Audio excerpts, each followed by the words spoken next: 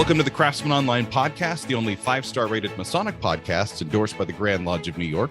Any opinions, thoughts, or viewpoints shared during this program are that of the individual and do not reflect the official position of any Grand Lodge, appendant, or concordant body from which that member may hail.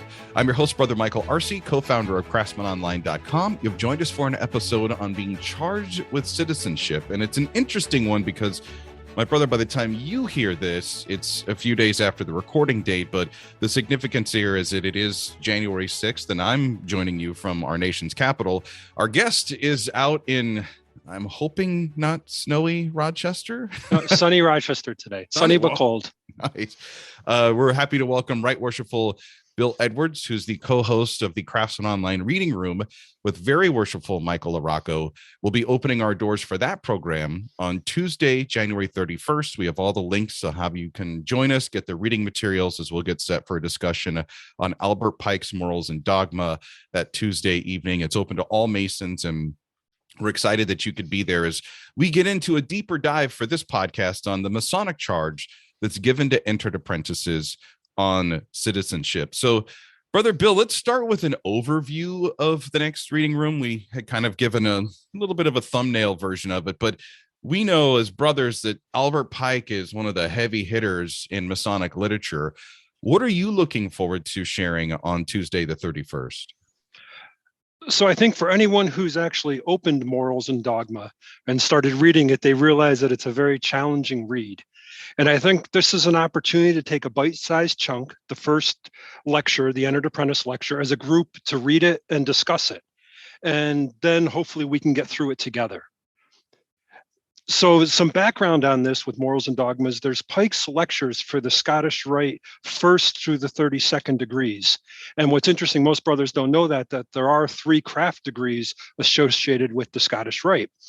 But these lectures offer a different perspective than our New York or American web ritual for what we typically call the historical lecture or the lantern lecture.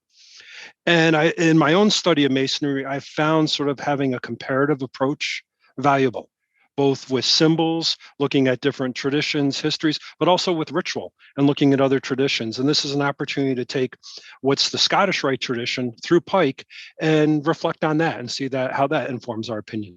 Yeah, I agree. Albert Pike, I think, is every Freemason, once you really get into it and you start going through the reading materials, I think it's fair to say most of us have like a romantic view of Albert Pike, that he brought all this wisdom and this saginess. And we're not going to be covering the whole book, just that first chapter that gets into the Entered Apprentice. But even as now a almost 8-year Mason going through and reading Albert Pike's words, it's a lot.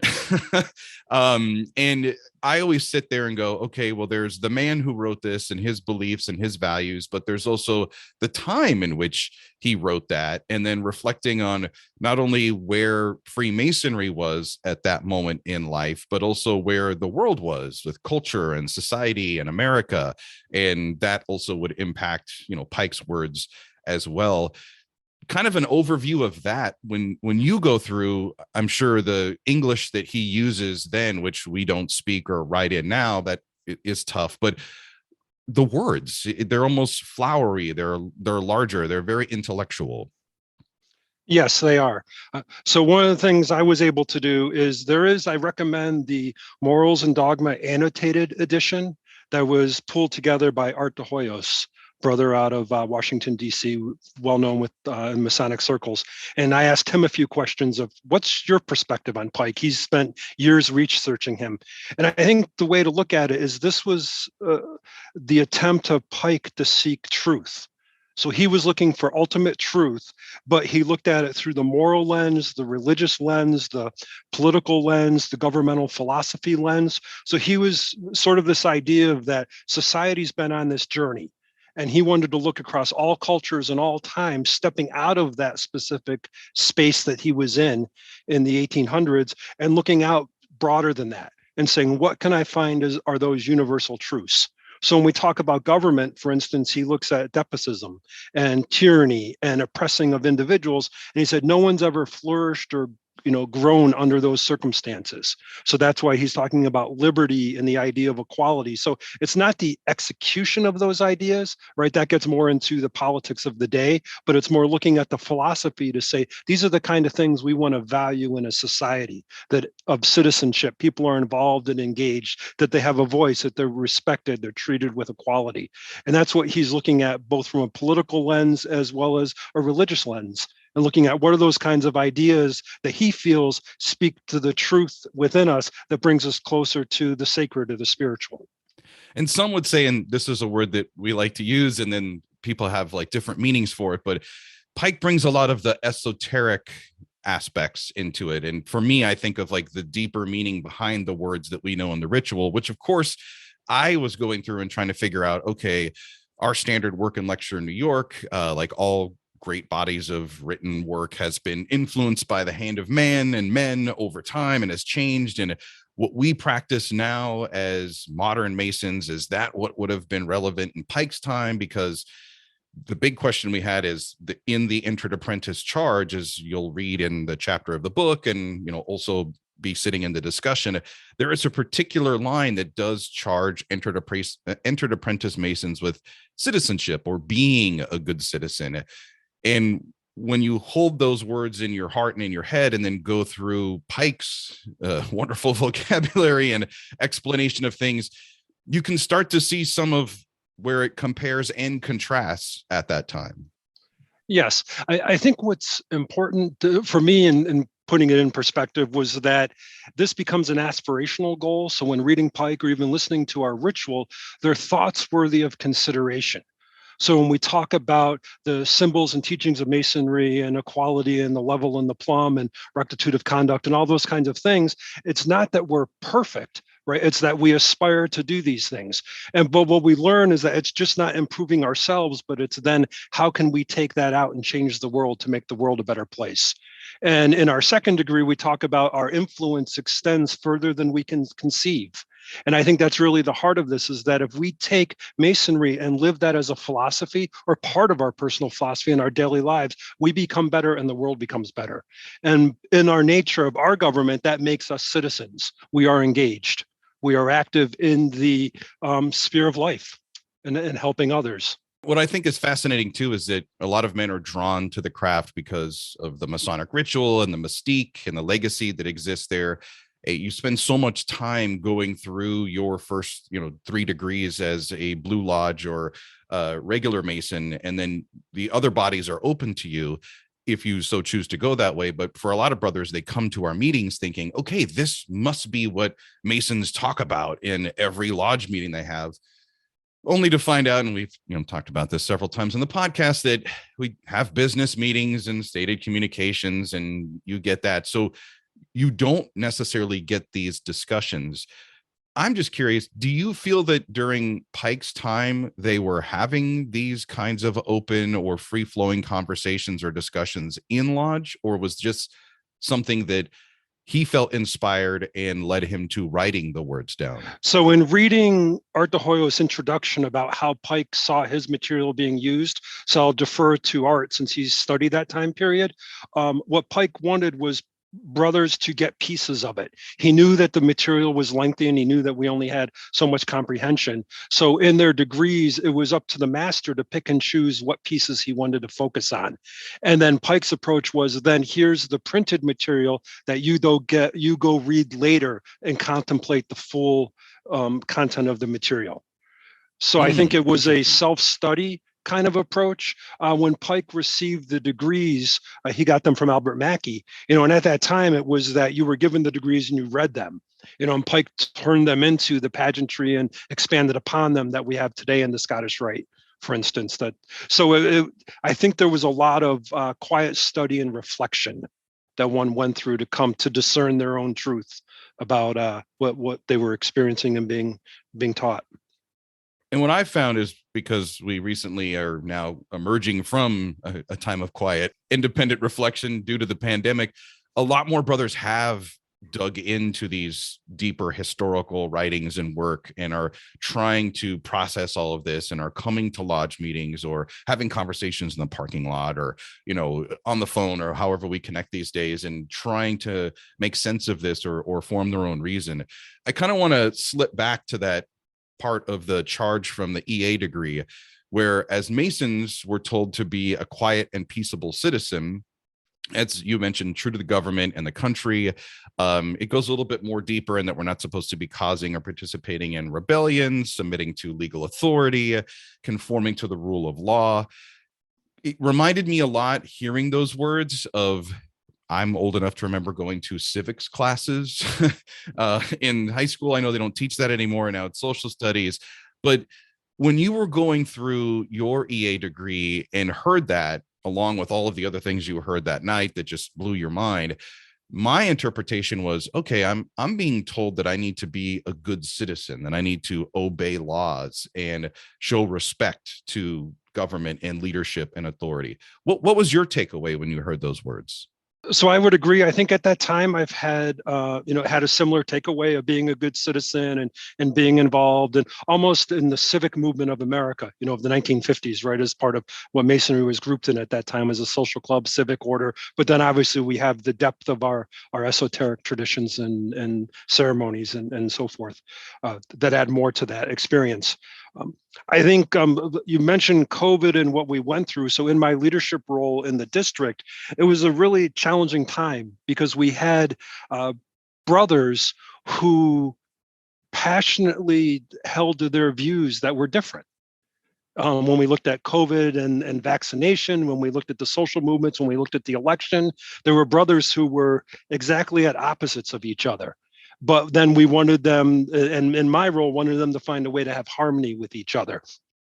And what I thought about is that really the ability to discern and judge well is crucial, so that we have the ability to just step back and reflect on things and, looking at things through a physical, mental, emotional, spiritual aspect. All those flavors run through Masonry.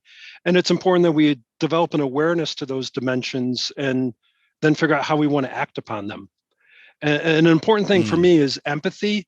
And I think that's a lot of what Masonry tries to teach, right? Is it's not just thinking about what's in it for me, but thinking about your brother, thinking about humanity from another perspective, someone who's in a destitute situation. And it's easy to say it's good to be king or pharaoh, right? But what if you're not? Right. So it's good to say, well, I know the truth and it happens to be the truth I believe in, right? And everything's good. But what if you're not? And it's always that what if, I think, is the questions Masons ask. And going to that specific question, what I try to encourage brothers to think about is that we all knelt at the same altar. So we all have that same cornerstone, but then we're trying to live by that ethical or moral compass. And we all value that, but that compass is both a way to subdue our passions, right? But it's also a way to lead us. So that where we're led with our compass may take us to different places. And we have to realize, though, that we all started with the same foundation. We're just going to different places. And that may be the differences between us, but we still have that commonality. And we can use that to understand each other. And it's an opportunity to learn that if someone is very passionate, has different views than you, but you come from a similar foundation, then figure out why you have those different views. Be open to learning. Because you don't have to worry about, is someone trying to take advantage of me? Can I trust them? No, all that's taken care of. We're brothers. We have that common bond. So now it's just to have an open conversation to learn and grow. I think that's so powerful. I love this conversation. I know for interested gentlemen that may be listening in our audience in the podcast, they're probably thinking, what is Freemasonry all about? What do they actually talk about? I know they can't talk about religion or politics, but we get very close to flirting with those conversations in a friendly discussion. And for me, I learned a lot about American history, hindsight through Freemasonry. When you think of all of the division that's existed in our country, even from the founding of it, the different ideas between the Federalists and people that have always advocated for state rights, the Civil War that divided us, the whole concept of slavery, and then everything that has happened, from your generation that led into my generation with the social and the changes that need and into the future that's going to continue to happen, and how to, as Masons, do we balance that? And I just think back to January 6th, 2022, 2022, and still turning on the television and, seeing what was happening and what was taking place, 2021, after seeing what was taking place at the Capitol, and still living in New York at the time, and just going like, wow. And I was always looking forward to having this conversation with you, because I loved attending one of your lodges in Rochester, where you do have these table lodge style discussion meetings, and had asked you, hey, have you guys ever tackled this question before, that as Masons, we're not supposed to, rise up against the government or have any of these issues? Because it's also ironic to me that a lot of these words that have been added to our degree charges happened after and considering who our founding fathers were and what they were doing. And so I'm just interested in that dynamic itself as well. So I have a couple of thoughts on that. The first, so we're charged to be peaceful citizens, right? And follow the law, as you said. But then I think the word that's missing with all of that is justice. And I think as Masons, we just don't blindly follow. And some may criticize us because of that. They will call us free thinkers, right? But others say, no, we're actually discerning through the situation, using all of our talents and capabilities to understand what we think the best course of action is. And I think looking at it as a just law or just government, and I think that's what Pike is getting at, that if someone is in a situation of tyranny and oppression, is that really a just society? And I think that's what it's calling out, is to really look at it from that perspective. And then the devil is in the details, as they say, right? So we can talk about it from a philosophical perspective, point out these are things to consider, but then it's up to each man to accept what their personal creed is when it comes to religion, what their political philosophy is, what political party they belong to, what candidates they support. If we look at relieving the distressed, right, there's many ways that can be done, and there's debate how to do it. So typically Masons would agree, yes, helping someone unfortunate is good, but then how do you go about doing it? And then that's where you end up with division. But you can do that in a way that Masonry approaches us with, looking at, treating each other with respect, decorum, right? Not making it showmanship, not making it a game. You talked about what's going on in Washington right now. If they handled it like a Masonic lodge, right, and really looked at, okay, we want to come out with the best solution versus upmanship, or what do I have to gain from this situation, but we're actually here to make a difference, try to make a positive difference. That's a much different attitude, and I think that's what Masonry can bring into the public life, right, and has brought into the public life. You mentioned the Revolutionary War, and it's interesting because they say, history is sort of how you look back at it. So I think from an American point of view, personally, I like the fact that some of our Revolutionary War heroes were Masons. Paul Revere is doing his midnight ride and so forth. And there's even some lodge minutes near the Boston Harbor where they met, where they talked about having a tea consignment that they had to deal with. So here at one hand, they're, couldn't hold lodge because not enough members showed up. So it wasn't the lodge acting, but many of the brothers felt that there had to be some tea to be dealt with that night. Right. And so life gets complicated, right, of how we do it. It's that beautiful thing. I think when we talk about like-minded men and what draws you into Freemasonry is, before that, I always sought to talk with my friends on a personal level about not just what their beliefs were, but why, because I wanted to seek to understand where their viewpoints were and where there were some commonalities or like middle ground between the two of us. And I always have sought that out. And it's interesting when you talk about the diversity that exists in Masonic Lodge, not just in the social makeup of the brothers that are there or the economic makeup, but also of the belief systems that we all hold. But yet we hold a couple things to be true. And when you mentioned the concept of justice, I was like, yeah, in the in the revolutionary age, they were advancing the idea of being freeborn, that no king or leader could oppress them, that men should be able to have the right to live and do the things that they wanted to do. And that would justify the actions of Washington, Franklin, and all the famous Masons of that time in their minds. I'm sure these were the big discussions they were having. So if you look at France, right, with liberty, equality, and fraternity, right? And then that turned into the French Revolution. So it becomes a very complicated how it plays out. Back to the issue of being charged with citizenship and being a good citizen, we're definitely given examples. And then as Masons, we have our working tools and the teachings and the deeper meanings that go into that. What other examples would you say, or resources would probably be a better term when it comes to this? Obviously, sometimes it's something as simple as maybe just sitting across from a brother and having dinner with them before a lodge meeting, or listening into their conversations during a lodge meeting. So you mentioned the lodge in Rochester, Ecclesia Lodge. Mm-hmm. This past fall, we read a book called The Civility Mosaic by a past Grand Master, Russ Charvonia. And it's how anyone can use the principles of Freemasonry to repair our world. And it exactly goes through that. So we went through and we looked at the chapters talk about taking Masonic ideals and teachings and how do we apply them in our daily life and in the public sphere to make a difference. So that's a great resource to use. And I think just being open to other ideas and challenging yourself. I have children who are in their 20s and they have a different way of thinking. And we've had a lot of conversations where to understand what their viewpoint is and value that, and not to belittle someone because they have a different viewpoint than you do. Right? It's realizing that, okay, let's come to this as equals, particularly as a parent-child relationship, but understanding where they're coming from. And I've learned a lot from those conversations.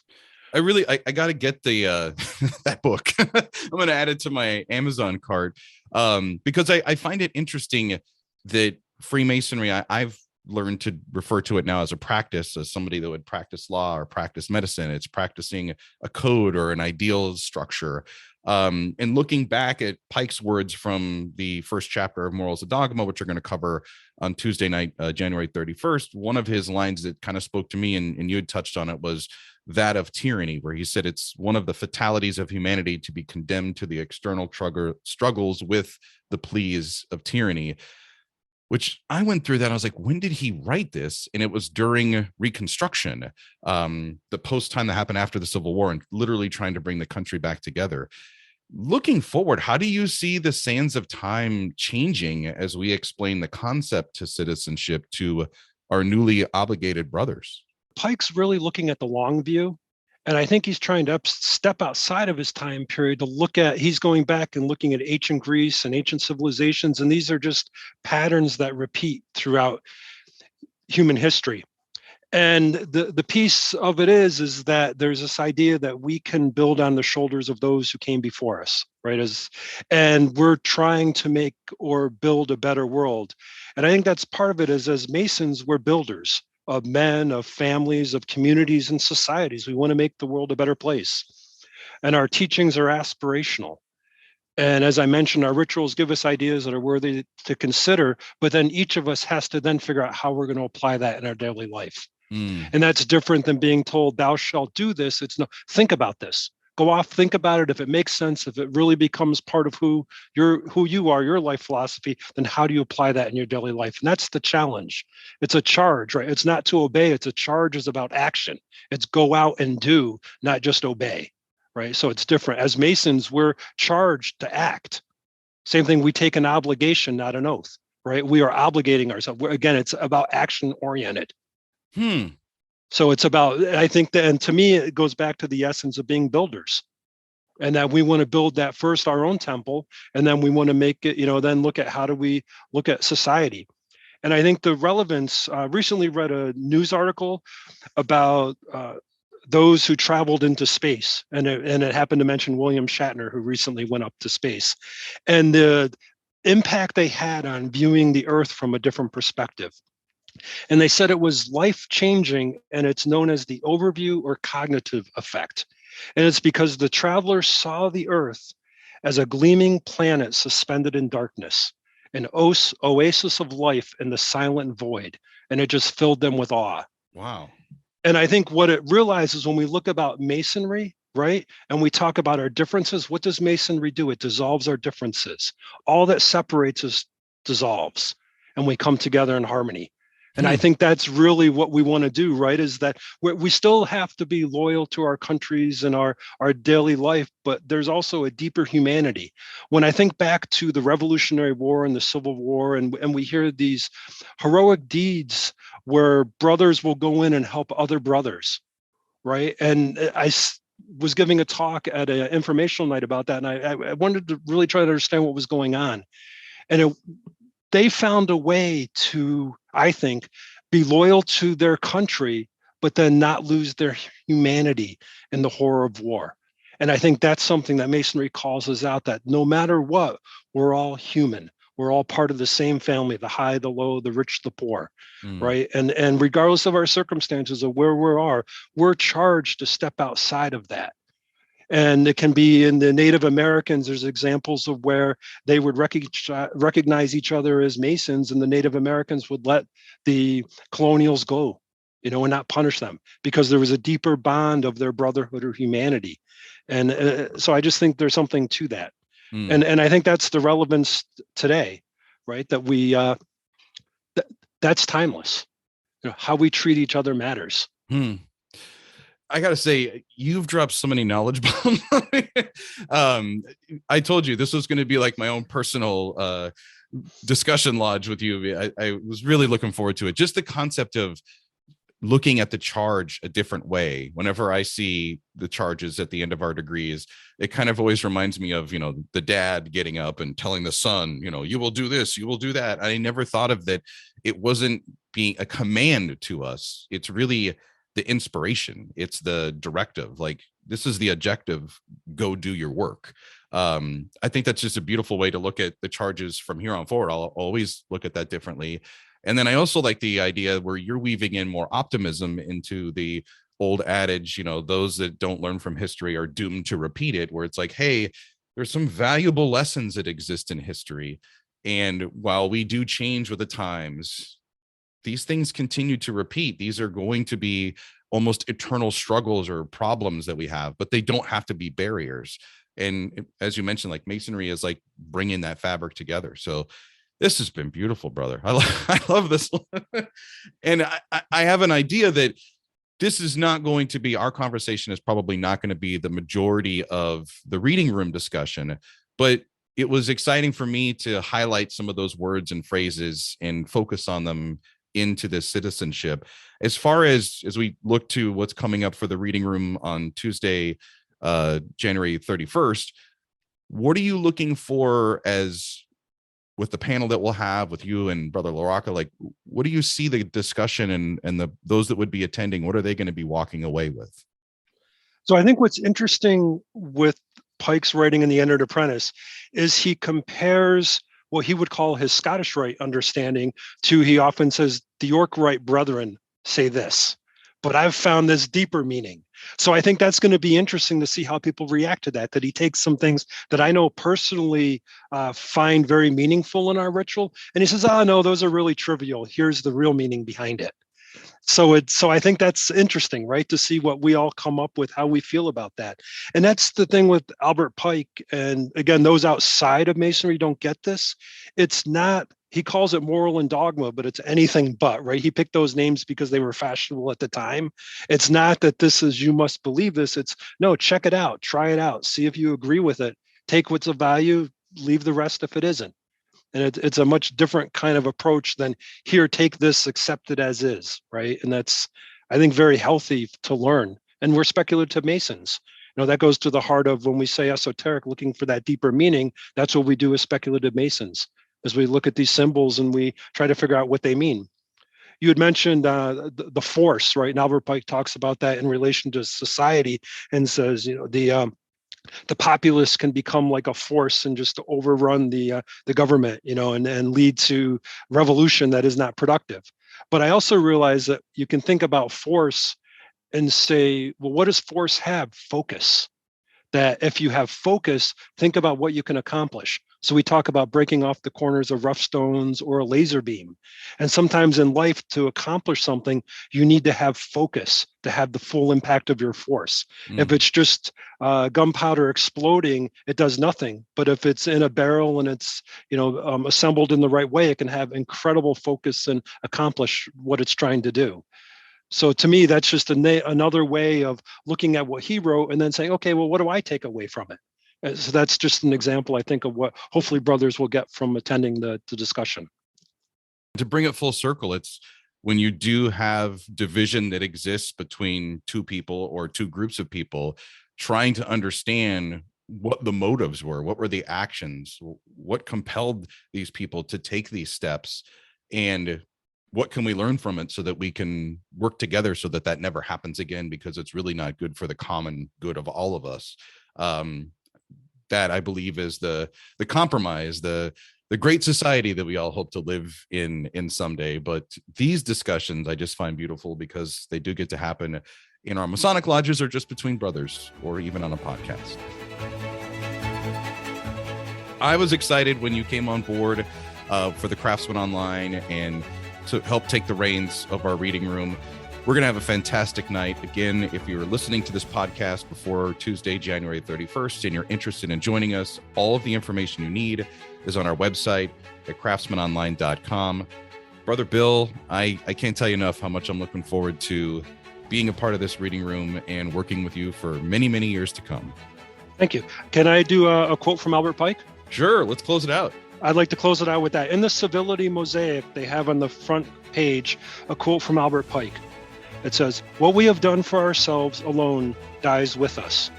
What we have done for others and for the world remains and is immortal." Albert Pike.